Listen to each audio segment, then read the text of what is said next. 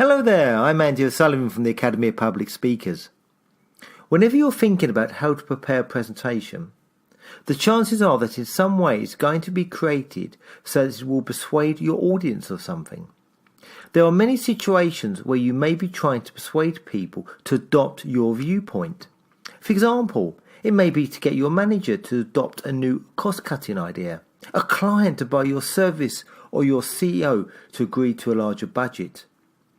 The single most important thing to include in any presentation in which you're aiming to persuade your audience of your viewpoint is evidence. The evidence you include in your presentation can come in many different forms depending on the topic of your presentation. You may feel it's appropriate to show written or video testimonials from satisfied clients, specific examples of how your product or service has helped other people, research or studies that validate your claims.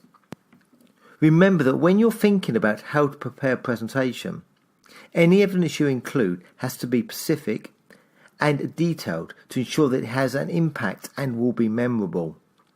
As an example, saying 1 in 3 people will be affected has much more impact and will be remembered far more than simply saying lots of people will be affected. If it's appropriate to include the results of research that has been conducted, make sure the facts you quote are correct. Presenting incorrect information is one of the quickest ways to destroy your credibility. Once you've delivered the evidence during your presentation, lead the audience to the conclusion you believe they should make. Leaving it to the audience to come to a conclusion on their own risks them not even making one.